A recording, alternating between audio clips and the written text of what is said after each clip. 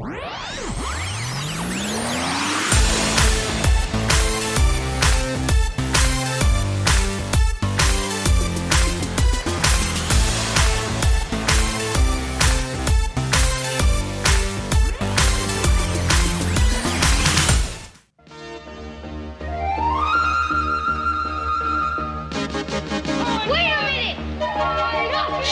Spielberg presents The Goonies, a Richard Donner film. Time, chunk. Hey, Mike found the map. Whoa, do you guys realize what we could do? I don't want to go on any more of your crazy Goonie adventures. But who doesn't want to go on a crazy Goonie adventure, huh? Hello and welcome to another episode of the Forever Fangirls podcast. I'm Sheila Amato, and you can find me and my wife on our website at foreverfangirls.com. And I am Kimberly Amato, and you can also find us on Facebook, Instagram, and TikTok at Forever Fan Pod, same handle, 3 socials. We are your hosts, and we're glad you can join us for another Nostalgia-vs-Novelty episode. Yeah, that's right. This one is kind of one of my favorites of all time. She gives me the side eye. As you've heard from the intro, and if you could tell that trailers have changed over the years, that is basically the trailer for the 1985 cult classic Goonies. Well, it's The Goonies, technically. But. Well, yeah, and it's my first time to see it, so... I've been waiting for this one. I just want to point out, I've been waiting for a very, very long time. I've been asking you to see this forever when it's been on TV anytime, and you're always like, well, you know, they're 5 minutes already aired. Let's watch something else. So, no, it's like towards the middle of the film, and I don't want to start there. So anyway, this is my first time seeing it, and we're going to see if I agree with Kimmy or not. If you haven't seen Goonies yet, please be aware that you will be spoiled if you listen past the banter music. So, you're doing the 80s thing, huh? I'm doing the 80s music. Anyway, so I know that you're glad that we're finally seeing this. Yeah, this has been on our list for a very, very long time. Yeah, and I actually saw the other day on Watch Mojo a video that does a Where Are They Now episode of the actors who were in Goonies. So I thought that would be cute to actually include that in our show notes page. So, yes, my wife is leaving me with more work. I really? Love you. I think it ties in, so I think it's good. It does, and it's adorable. So I will put it in there. Yeah. So for now, let's get walking down memory lane and discuss the Goonies. Very short banter. Yes, very short. So is this where I start doing the summary from Google? Mm-hmm. Old-fashioned yarn about a band of adventurous kids who take on the might of a property developing company, which plans to destroy their home and build a country club.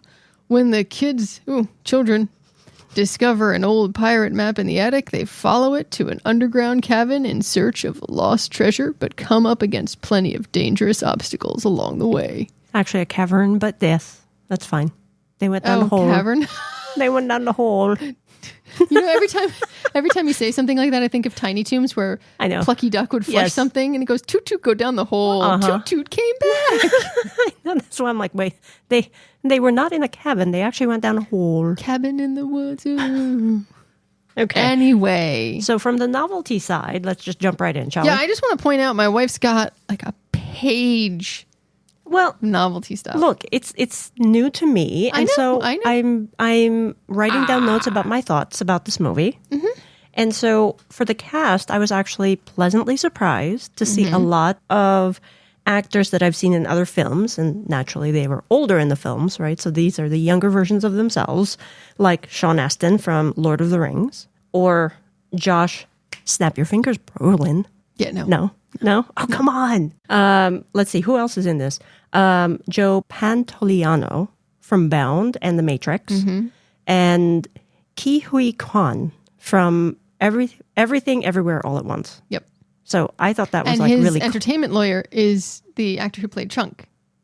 Is that right? Yeah. Oh, well, look at that. You know, come full circle. Yeah, and as we were watching it, a lot of the lines that were iconic here, where you kept saying, "Oh, this is such a great line," like "Goonies never die." Never say die. Oh, Goonies never say die. See, I mangled that up, didn't I? Anyway, there's gonna be a lot of that. I have a feeling. Oh in this my episode. goodness! Come on. My personal favorite, though, is when they were playing the piano bones.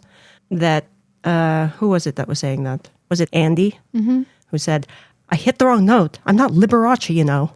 It's like, oh, I like Liberace. So, no bones about it. See, that's where you hit that. Yeah. Let's see, what else? I smell ice cream. That was hysterically funny because I really started craving ice cream after he said it.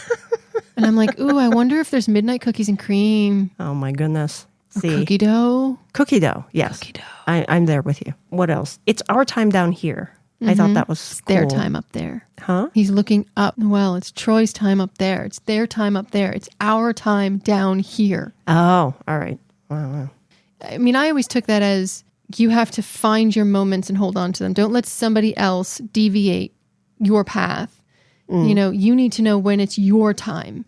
Keep fighting for your time, because if that moment comes, take it. Run with it. Just because you're scared or you're out of your element, don't let someone else push you outside of where your moment is. Don't let them take it away from you. And that's when, like, Troy gets the bucket and has the sweater on. He goes, Andy, you goonie. Like, that's an insult, first off. But she's not conforming. She finally saw the light. Yeah. Haha. The reason why I know that quote is because it was on your license plate border. It's like, it's our time. Yeah. My license plate border was a variation of that. Yeah. And I never understood what that meant. And so now I'm like, oh, all right. Now it makes sense, right? Although I think I should get one now that says Goonies Never Say Die. Yeah, because eventually Goonies will die, right? Well, I mean, they're human. It's the essence of what the Goonies are. I know that.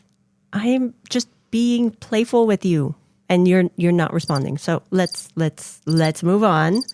I thought that there were a lot of good themes in the movie. Okay. Right? Like, not judging someone for their looks. Like, everybody was afraid of Sloth. Sloth was, like, in the dungeon. He was chained to the wall. But, you know, Chunk finally, like, spent time with him and understood him. So it's like a microcosm of society as a whole. It's like, don't judge someone just by their looks. Get to know them. Get to understand where they're coming from. And he still loved his mama and wanted to help his mama, but he loved Chunk too. Yeah. And Chunk's the one who showed him kindness and listened to him and ends up taking care of him. And Chunk has him move in with his family. Yeah. Tear. So I thought that was really a great message there, right? And that community is important, right? The community actually, you know, towards the end banded together and like, no, you're not taking our town.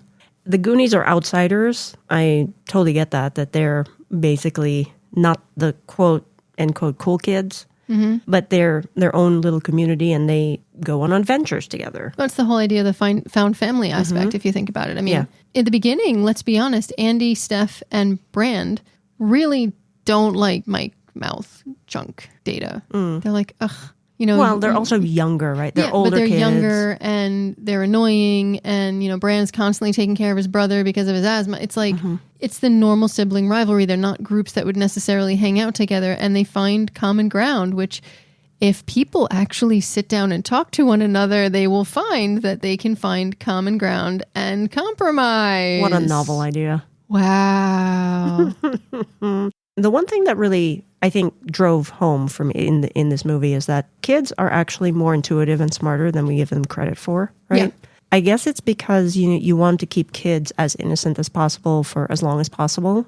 But as they grow and they get experience and they get exposed to a lot of different things, they sometimes will figure things out much faster than adults. Yeah, I don't think they, in general, might know the root cause or the reason. Yeah. They can always tell something's off. Yeah. And I think that kids also have this more innate sense to follow their intuition, much more so than adults do. Well, because adults have a lot of fear baked into that, whereas children have no fear. I mean, let's be honest. If you and I came across the map and we're doing a treasure hunt and then found that itty bitty little hole that goes in the underground. Yeah, I'd be like, nope. I'd be like, I love you. I love you so, so much. Why don't we give this to people that, you know, will help us and that are adventurous and aren't claustrophobic? And, you know, I mean, hello, there was a dead guy underneath there. Yeah. Chester Copperpot. I mean, I liken this to my own experience where I was in California and I did not know anybody in New York. And I said, you know what? Doesn't matter. I'm going to go to New York because I wanted to attend Columbia. And if that happened any later, I probably would not have come here. Why? Because of the fear baked in there that I'm like, oh, I don't have a place to stay. And I didn't at the time. I'm like, you know what? Throw caution to the wind. This is what I want. I'll figure it out as I go. Now it's like, okay, I need to know exactly where we're going, what's mapped out, and what we're going to do before I do anything. I think you have more of a balance now than you did. Possibly. I mean, because I wouldn't even at younger age, like, no. Move cross country? Yeah, no. I didn't, like, to be honest, even now in my life, it's only because I've been with you that I'm open to new ideas and new thoughts. I don't want to go there. I don't know how I'm getting there. I don't know anybody there. I don't know what's going on. I don't want to travel. Like taking a 10-hour airplane flight to go to a destination? No? No, it's not, because my fear of flying is so strong that it's really difficult for me to get past the fears. You know, flying for me is so, it's like crawling into that little fireplace hole into the underground. I'm terrified to be underground. That's why I'll never go cave diving. And I can see myself, if I was young enough, I probably would go down that hole. Now I wouldn't. And what's funny is, as a kid, I would have been like, I don't know. And I'd be like, come on, let's go. But where's again, the adventure? cancers are old souls, aren't they? Cancer crabs. Yes. So that kind of fits for me. And for me, I'm like a Sagittarius who like, okay, let's go. In truth, though, if I had my brothers around me, they would have lowered me down into that hole kicking and screaming. Just be like, what's going on down there? You're the smallest. Oh, come on. You fit. I would have been screaming, I'm going to tell mom. Yeah, and then alerted the bad guys that you were down there. The bad guys weren't around yet. They were upstairs. Anyway. That actually leads me into my next point, which is resourcefulness will actually serve you well, because they were resourceful to try to find different avenues when things weren't working right. They were following the map. You're like, all right, let's do this. Well, it also took, again, the communication and the compromise of talking to one another, because certain people had aspects and could do things that other people couldn't. Like Data understood that if those people kept following them, they were getting too close. Andy needed more time, so he like lubed up the tree trunk. Mm-hmm. That was his resourcefulness. He had the fist, boxing glove thing. They all had an aspect. Poor Steph losing her glasses. God, I just listened to Steph and I'm like, yep, I know what that was like, losing your glasses or having someone break your glasses and you can't see anything. It's horrible. I felt so bad. Yeah. And I guess the biggest theme anyway here is that greed essentially is the root of all evil, right? Mm-hmm. Because what was that family's name? Fratelli? The Fratellis. The Fratellis. They came across the treasure and they wanted all of it for themselves, which caused the booby trap to They took it from One-Eyed Willie. Yeah. Because remember, Mikey goes, no, that's Willie's. Yeah. So the point is that they wanted it all, and because they wanted it all, they activated it, and they end up losing it all. Mm-hmm. They didn't have anything, and then Mikey, with his marble bag, had all of the jewels to basically buy the town back. Yeah. I mean, granted, it wouldn't be enough now, but you know what? This was the 80s. Yes. So it was enough. It really is such a poignant line, though, because it's still, when you keep taking, eventually you're going to lose it all, because whatever you're taking from is going to collapse. Yeah. And that is perfect, because they set off the booby trap and the wall collapses, allowing the pirate ship to leave. Yeah. So it was really timely, if you think about it, because the 80s, there was a lot going on. And it was the decade of excess. Yeah. It was also where a lot of things changed that are now coming to fruition in a negative way. Mm. So there was a lot of things done that basically brought walls down, which were put up to protect people. Yeah. So there's a lot of stuff like that. So the thing that really got me with that theme is that the more we use like our natural resources, the more we exhaust it. Mm-hmm. If we're not careful, and that's where climate change is coming, and we only have one Earth. There is no planet B. Yeah. So it was food for thought for me, at least. The line is so simple, but yet so effective across a variety of things. Yeah. A few laugh out loud moments for me. specifically when Sloth just opened up his shirt and it was the Superman t-shirt. With I was like, now I really did laugh at that. I'm like, Yeah. Let's see. The other laugh out loud moment that I remember was Steph when she was saying, I feel like I'm babysitting and not getting paid. And I'm like, yeah, I get that. Are we going to go into your bad now? Because I'm ready with my response. Are you? Mm-hmm. Okay. So the reason why I do bring that up is because I did feel like a babysitter watching children screaming all over the place. Really? That's your response? A raspberry, yes. That's very mature. It is. Mm-hmm. Okay. So, yeah, it was very hard for me to get into the movie because it just felt like they were screaming their dialogue at each other. And maybe that was the point, but it was very, very hard for me to just listen. It was grating my nerves. I think if the technology had been more advanced, like if it had been shot today, it might have had a better sound quality to separate the channels. Maybe. So that they could lower some channels when people were speaking. Because to be honest, if you are underground and you are screaming because you've got the Fratellis coming at you with guns and the floor is dropping because the piano is going, there's going to be a lot of screaming. No, and that I understand, right? Certain scenes that was definitely warranted. But I'm trying to say is it's through the whole film. They're kids. Their families are about to be uprooted and left. They're never going to see each other again. And then they find a treasure map. And then the whole point of Chunk is that he talks over everybody. From my perspective, that's how I viewed it. I viewed it as a gaggle of children screaming and yelling, trying to get their way because everything is changing tomorrow. There's no next day. Next day for them. Yeah, the way they're moving everywhere. Yeah. That was one. And then the other thing was that the booby traps hearkened to Indiana Jones too much for me. And Indiana Jones and what was it? The Temple of Doom, I think. It came out in 81 and this came out in 85. So because this was Steven Spielberg, right? You see echoes of that in Goonies. And I was just like, okay. Kind of a... Really? You're really arguing that there was too many booby traps? When they kept saying booty traps, but it was booby traps? Come on! I had actually told you it's kind of like an Indiana Jones for kids. I don't remember you saying that. I just remember you saying, we need to watch this. This is a good film. We need to watch... And maybe that's why my expectations were like really high. I think... Number one, it's Steven Spielberg, and it's kids. It's kids, but it's also a treasure hunt. So there's going to be booby traps. I was about to say booty. There's going to be booby traps, and I think, to be honest, Indiana Jones. I think the problem here isn't that it hearkened to it. I think Indiana Jones was so good and so different, and it had such a impression that to see anything after that, it will automatically remind you of it. And maybe that was it, because I had seen Indiana Jones. I think you've seen all of them, except for the Crystal Skull one.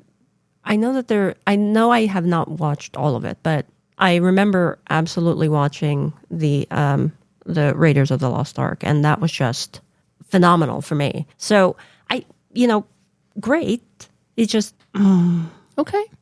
I will give that to you.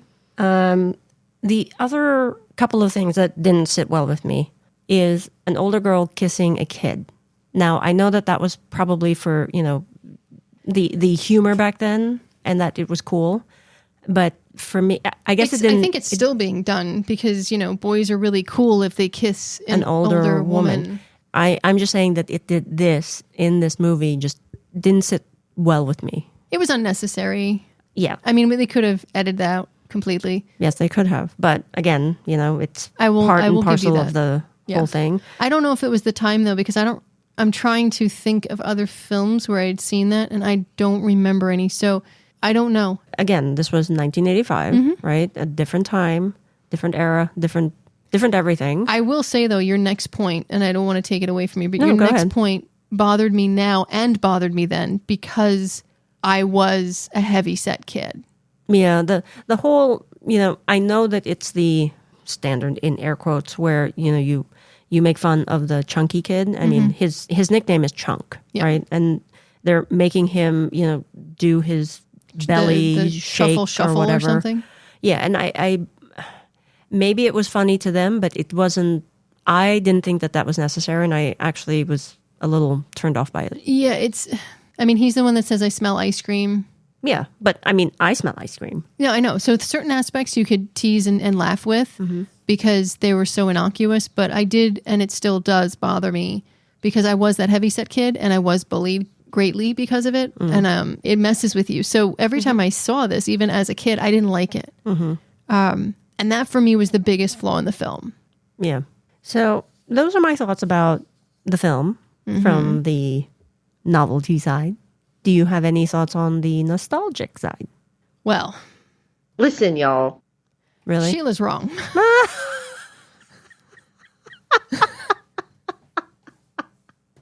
I'm so sorry. No, you're not sorry. I love you. I do. And I know. Sorry, not sorry. Sorry, not sorry about what I said. Don't lose your head. Sorry, we saw a Broadway musical 6, and that's one of the songs. I'm really struggling with your views. Okay. And I respect them, and I understand where they're coming from because you're seeing it so later. I will tell you 100% emphatically the nostalgia holds up. Okay. Emphatically. I laughed at all the same points I laughed at as a kid. I relish it. I have a T-shirt that literally says Goonies Never Say Die. Yes, and that's you can't say that's the only reason you knew the line. You didn't know the line. I know about Goonies Never Die, but Goonies Never Say Die. I know. I keep missing the say. I don't know what it is. Wow. But I do remember that shirt. Yeah. You always wear it. I do. I love that shirt. And then you have my friend Michelle and I. She has a shirt as well, and we're the Goonies, the two of us. And I guess I'm never joining your troop then. And I mean, we have friends who are our Goonies. Like, we all were the Goonies. We're adults, and we're like, we're Goonies. I know it sounds dorky, but it just means that we've always, no matter where we are in the country, I know she's got my back, I've got hers. We're Goonies. We never say die. We keep going. We keep fighting. We keep moving forward. You can try to knock us down. You can try to bury us underground, and we're still going to dig our way out, and we're still going to fight, and we're still going to go. And that is what the Goonies have meant to me. Okay. So it's hard for me to see it from your perspective because for me, Goonies got me through a lot of tight stuff because I would just say, Goonies never say die, keep going. Goonies never say.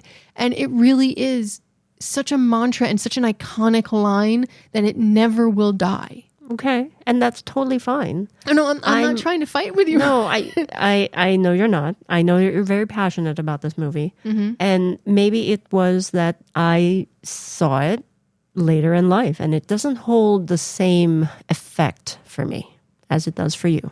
It could also be that, where you are in your life upon seeing it. I mean, not just your age per se, but also when I was a kid and I did see it, I was at a lower place in my life. So that since it did help me and it was a positive reinforcement for me, it became that go-to when everything would go. And even even now in my life, I've been hit with a lot of ups and downs these last few years.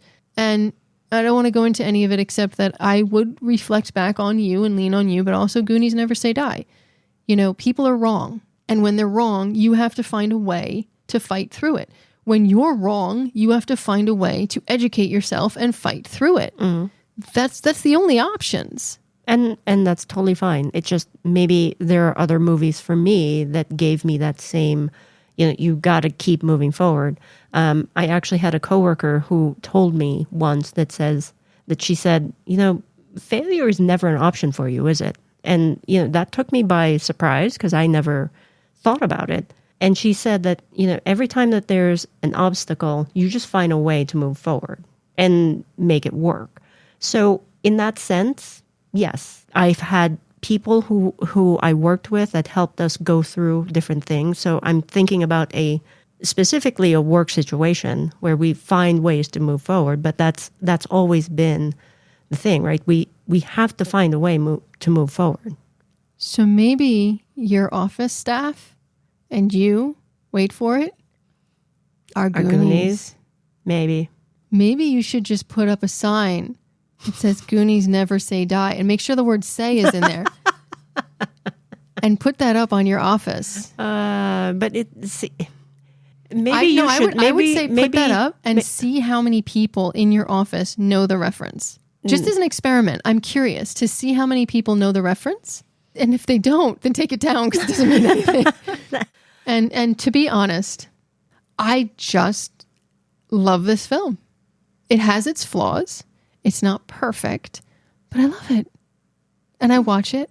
And I could just see me watching it with my nieces and nephews, granted not the older ones, because they'd be like, hey, Kimmy, really, we're sitting here watching this movie. They'd be in my camp. But anyway, no, I am teasing you because I know that this movie means a lot to you. I think we just need to stop the conversation. That's fine. I just wanted to know that if you had any other nostalgic things to say. It's just, I was texting Michelle through the film going, this is still so good. And there were certain moments that I relished watching your face when you had those moments of humor and the LOLs or whatever. You had the same innocent expression I've seen on children's faces when they see it for the first time. I relished that. I even was texting Michelle going, oh my God, to see the innocence on her face when she's seeing scenes that I know are coming. And she gets that wide-eyed, like, whoa moment. And then later I was like, I don't think Sheila's a Goonie. And she's like, sad face. It's okay. I still love you. I still love you too. And you know what? We don't always have to agree. No, that's what I love. I love that you have a different perspective. I will tease you about not liking this film, but I'm never going to hold it against you that you don't like it. I shouldn't say you don't like it because you seem to like it. It's just not as much as I do. Like you wouldn't watch it. I wouldn't watch it again. It just did not hit me the way it hit you. I do not share the same enthusiasm for the movie as you do. Now it is time for our nostalgia versus novelty rating. Drum roll, please. Okay. You probably already know I'm going to be the minority in this. But my novelty rating is a 2.5. And, there were themes that were good in the movie, like I already said. And there are fun and funny moments, but the kids screaming their lines just took me out of it from the very beginning, and I just couldn't get into it. And again, like I said, maybe if I watched it in the 80s, I would have had a different opinion, but that's where I am. But Sheila, don't you realize the next time you'll see the sky, it'll be over another town. The next time you take a test, it'll be in some other school. Our parents, they want the best of stuff for us, but right now they've got to do what's right for them because it's their time. Their time. Up there. Down here, it's our time. It's our time down here. That's all over the second we ride up on Troy's bucket. Well, it's a good thing I'm no longer in school. My point is... Wow. I was being... Wow. I love you, though. My point is, I still feel like it's my time, but it still feels to me so relevant to today. So for me, the film, it's a 4.5 very easily for me because I can watch it again and again and again and again. And yes, I know some aspects are like, okay. But to me, the film has that essence of never giving up, never moving away from your integrity, never giving up what you believe in. And that's totally fine. That is absolutely fine. And I can see where that theme is. To me, the delivery has to be there. The delivery was not, so the message was lost on me. And that's fine. I will forever wear my shirt that say Goonies Never Say Die. Maybe I'll get that as a tattoo. No. What do you mean, haha, no? Anyway. So that's just going to be our show for today, folks. Thank you so much for joining us. If you've seen Goonies as a kid and you want to see it again, we would love to hear what you think, if it still had that same emotional attachment for you. If you're new and have never seen it, we would love to know if you side with Sheila more so than me. So if you want to do that and leave us a message at speakpipe.com/Forever Fangirls podcast or on any of our socials, feel free. And as always, if you don't mind liking, rating, and subscribing to our podcast, we would greatly appreciate it. And until next time, stay safe, be kind, and remember, while Goonies didn't mark the spot for me, Kimmy will always say that they will never say die. Yay! So wherever your next adventure takes you, just make sure that you're not lighting a stick of dynamite.